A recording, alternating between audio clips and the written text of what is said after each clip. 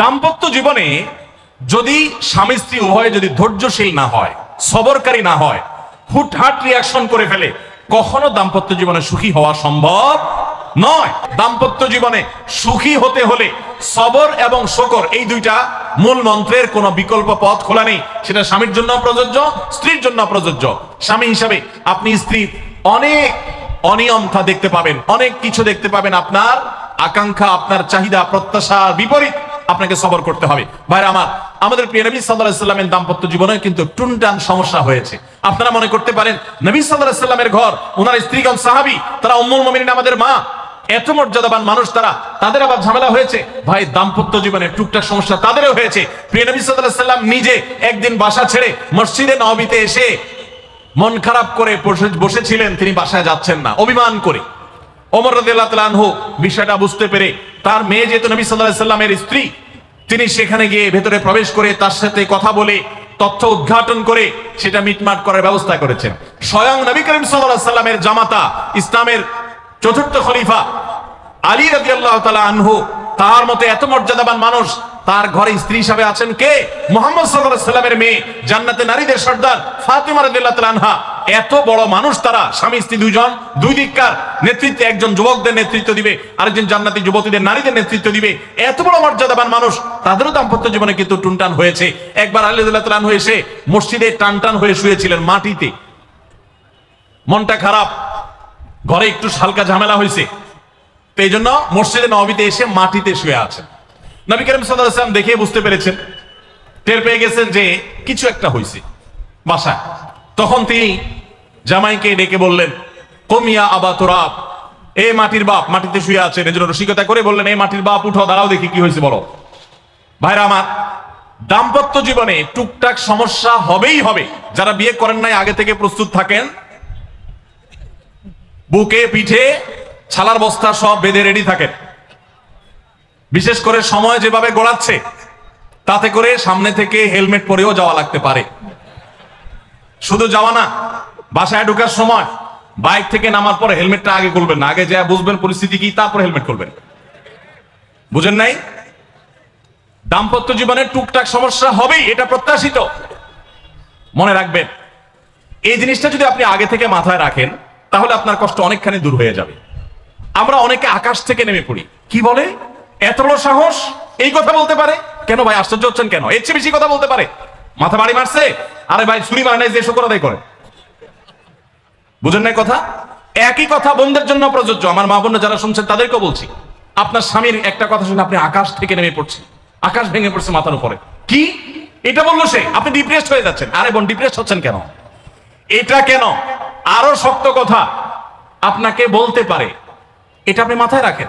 কারণ দিন শেষে তিনি মানুষ, তার ভুল হতে পারে, একটা সময় তিনি তার ভুল বুঝতে পারেন। দাম্পত্য জীবনে যদি স্বামী স্ত্রী উভয়ে যদি ধৈর্যশীল না হয়, সবরকারী না হয়, হুটহাট রিয়াকশন করে ফেলে, কখনো দাম্পত্য জীবনে সুখী হওয়া সম্ভব নয়। মনে রাখতে হবে, একসাথে থাকতে গেলে, দুইটা পাতিল একসাথে থাকতে গেলে টুনটান লাগে না, বাধে হয় না? আপনার কাছে যদি কেউ এসে গাল গল্প দেয়, দেখবেন অনেকে গাল গল্প দেয়। গাল গল্প দেওয়া লোক আছে না নাই? ভাই 30 বছর সংসার করেছি, জীবনে আমাদের একটা কথা হয়নি। ডাহা মিথ্যুক, এ লোক ডাহা মিথ্যুক। আপনার 50 বছরের সংসারে কোনো বিষয় হয় না। হ্যাঁ, ঝগড়া করেন না, সেটা ভিন্ন বিষয়, কিন্তু ভিন্ন মত হবে না, দ্বিমত তৈরি হবে না, নিজেদের মধ্যে ভুল বোঝাবুঝি তৈরি হবে না, একবারও হবে না জীবনে, অসম্ভব। মুহাম্মদ সাল্লাল্লাহু আলাইহি ওয়াসাল্লামের ঘরে যদি হয়ে থাকে, আলী রাদিয়াল্লাহু তাআলা ফ্যামিলিতে যদি হয়ে থাকে, সাহাবীদের ঘরে ঘরে যদি হয়ে থাকে, আপনি কে? মনে রাখবেন, এই সমস্ত ডাহা মিথ্যা কথা শুনে আপনি চিন্তা করেন, হায় হায় রে, তাহলে আমার বউটা এত ডাইনি। আর মহিলা চিন্তা করে, আমি স্বামীটা এত মানুষ, কত বড় ডাকাত। দেখো, তার স্বামী স্ত্রী জীবনে কোনো কথা হয় না, আর আমার স্বামী ডেইলি একবার মা বাপ তুলে না গালি গালাজ করলে তার বাটের পেটে ব্যথা জমায় না। এই সমস্যাগুলো আছে না নাই? ভাইরা আমার, সবর করার জন্য, সবর করা সহজ হবে আগে থেকে যদি প্রস্তুত থাকেন যে এই সমস্যা হবে। দাম্পত্য জীবনে একটু বুদ্ধিশুদ্ধি করে না চললে, শুধুমাত্র সোজা হয়ে দোয়া দরুদ পড়বেন আর সব সোজা হয়ে যাবে, শুরুর মতো এত সোজা না। একটু বুদ্ধিশুদ্ধি খাটায় চলতে হয় এবং সবর করতে হয়। এই যে ভদ্রলোক যদি সবর না করতেন, তাহলে মারামারি কাটাকাটি করে কখনো সমাধান হয় না। এই মোবাইল ফোন আমাদের দাম্পত্য জীবনকে ধ্বংস করার অন্যতম কারণ। অতএব আল্লাহর ওয়াস্তে মোবাইলগুলোকে নিয়ন্ত্রণ করেন, মোবাইলগুলোকে নিয়ন্ত্রণ করেন। বাসায় ঢোকার আগে মোবাইলের গলা চেপে বন্ধ করেন, এরোপ্লেন মোড করেন। ফ্যামিলিকে একান্তে কিছু সময় দেন। সারাক্ষণ খাচ্ছেন মোবাইল টিপতে টিপতে, ওই যে কৌতুক আছে না, যে মোবাইল টিপতে টিপতে খাচ্ছে, খায়া ডাইল মনে করে পানি ঢেলে নিছে পাতে। খাওয়ার সময় এবার চিন্তা করতে বলতেছে যে কি দিয়ে রান্না করছো, লবণ দাও না ডাইলে, আসলে ঢেলে নিছে কি পানি। তো মোবাইল টিপতে টিপতে যদি মানুষ সংসারে স্বামী স্ত্রী একে অন্যের সাথে সময় কাটায়, তাহলে দাম্পত্য জীবনে অশান্তি নিশ্চিত। যত অশান্তি এবং যত ঝগড়া, যত ভুল বোঝাবুঝি আমাদের ফ্যামিলিগুলোতে হয়, এর অন্যতম প্রধান কারণ হলো এই মোবাইল এডিকশন, মোবাইল আসক্তি। স্বামী বলেন স্ত্রী বলেন উভয় একান্তে স্বামী স্ত্রী বাসা বাড়িতে তো অবস্থান যতদিন করবেন, ব্যবসা বাণিজ্য কাজ কাম আল্লাহর হস্তে, এগুলো সব জমা রেখে তারপর স্বামী স্ত্রী একে অন্যকে সময় দিবেন, ইনশাআল্লাহ দাম্পত্য জীবনে সুখ শান্তি আসবে। কখনো কোনো ভুল হয়েছে বুঝতে পারলে পণ্ডিতি না করে সাথে সাথে ভুল স্বীকার করা জানতে হবে, যে হ্যাঁ এটা আমি ভুল করেছি। হ্যাঁ, এটা স্বীকার করলে সে একটু মাথায় উঠে যাবে, সে একটু লাই পেয়ে যাবে, পাক। কিন্তু এটা একটা ভালো গুণ, পরবর্তীতে এটাকে ব্যালেন্স করতে পারবেন অন্যভাবে। ভুল স্বীকার করবেন। মেয়েদের সাথে বিশেষ করে যখন ঝগড়াঝাটি হয়, কোনো কিছু হয়, মনে করেন ঝগড়া তুমুল আকারে চলে গেছে, এখন আপনার স্ত্রী আপনার মৃত্যুদণ্ড জারি করবেন, জাস্ট এটা বাকি আছে। এই টাইমটাতে আপনি যদি চান যে এই রাগের পারদকে পাতাল থেকে মুহূর্তের ভিতর, আমি আকাশ থেকে মুহূর্তের ভিতরে পাতালে নামায় আনবো, আগুনের সাথে সাথে পানি করব, একটা বুদ্ধি, একটা কাজ করবেন, সাথে সাথে পানি হয়ে যাবে। সেটা কি? এতক্ষণ যা তর্ক করছেন, এখন বলেন যে আসলে তুমি ঠিক বলছো, আমারটা ভুল, ব্যাস দেখবেন যে আগুন পানি হয়ে গেছে সাথে সাথে। তো ভুল স্বীকার করতে পারে, এটা শুধু স্বামীরা না, স্ত্রীদের ক্ষেত্রে একই কথা প্রযোজ্য। এটা অনেক বড় একটা গুণ। বিশেষ করে ক্ষমা করতে পারা। ক্ষমা করতে যারা পারে না, তাদেরকে আল্লাহ ভালোবাসেন না।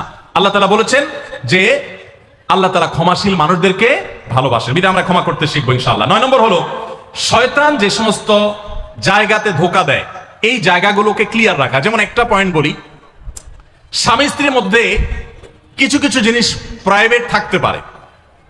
আপনার স্ত্রী আপনার শ্বশুর বাড়িতে ফোনে কথা বলেছে, কি বলেছে, আম্মা তোমার সাথে কি বলেছে, তোমার আব্বা কি বলেছে, তোমার ভাই কি বলেছে, ব্যক্তিগত বিষয়গুলো খুব বেশি খোঁচাখুচি করে জানতে যাবেন না।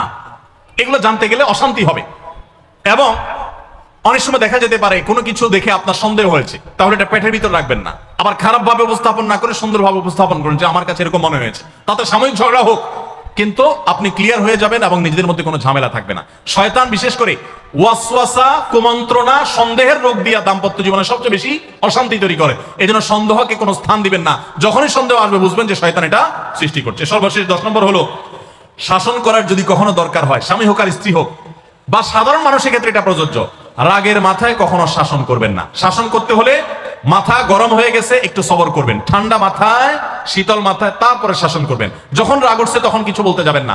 আপনার রাগ উঠছে আজকে, আপনি নিয়ত করেন আগামী 24 ঘন্টা পর এটার আমি বিচার করব, একটা বিহিত করব, এটার আমি কিছু একটা করে ছাড়বো। 24 ঘন্টা টাইম নেন, ইনশাআল্লাহ আপনি নিশ্চিত থাকেন 24 ঘন্টা পর যদি আপনি এটা নিয়ে বসেন, তাহলে আপনার এই বসাটা অনেক বেশি হবে ন্যায়সঙ্গত।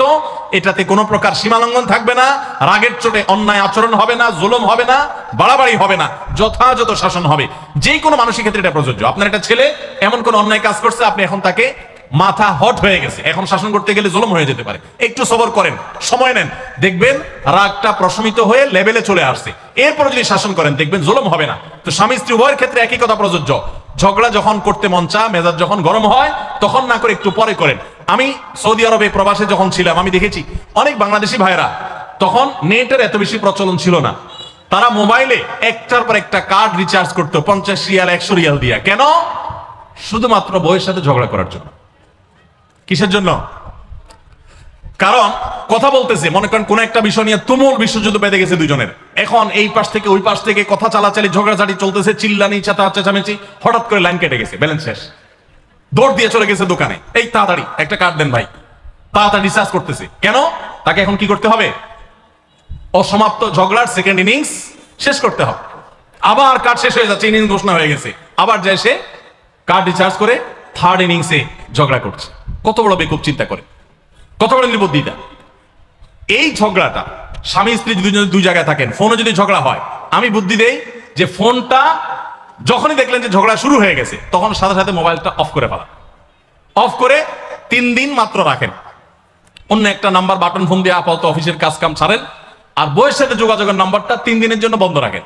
3 দিন পরে মোবাইলটা আস্তে করে ওপেন করেন। এবার নিয়তি করেন যে ঝগড়া এটাই হবে। বরে বলবেন, দেখো তোমার সাথে ঝগড়া এখানে এই পর্যন্ত থামতেছে, আমরা এখান থেকে আবার শুরু করবো ইনশাল্লাহ 3 দিন পর। 3 দিনের বিরতি দিচ্ছি, যুদ্ধ বিরতি, যথারীতি 3 দিন পরে আমরা আবার শুরু করব। 3 দিন পরে যদি শুরু করেন, আমি তো দায়িত্ব নিয়ে বলতে পারি, লিখিত দিতে পারি আপনাকে, 3 দিনের পর যখন আবার নতুন করে শুরু করবেন ইনশাআল্লাহ দেখবেন আগের ঝগড়ার যে দুইজনের একজনেরও আর কিছুই নেই। এখন বউরে যদি বলেন 3 দিন পরে ফোন দিয়ে বলেন, হ্যাঁ বলো তুমি জানি কি বলতেছিলা, দেখবেন যে আর কথা খুঁজে পায় না। আর আপনিও যদি বলেন যে হ্যাঁ আমি জানি কি বলতেছিলাম, দেখবেন এখন ঝগড়া করে জুত পাবেন না, গিয়ার একেবারে নরমালে চলে আসছে। এই জন্য ভাইরা, রাগ যখন হয় ওই টাইমটাতে ঝগড়াঝাটি করতে হয় না। তাহলে সেক্ষেত্রে দাম্পত্য জীবনে অশান্তি থেকে অনেকখানি বাঁচা যায়। যে ঠিক আছে আমরা ঝগড়া করবো, এই বিষয়ে আমরা এখন কথা বলবো না, কালকে কথা বলবো, একটু অপেক্ষা করেন, উভয়ের জন্য সেখানে কল্যাণ থাকবে।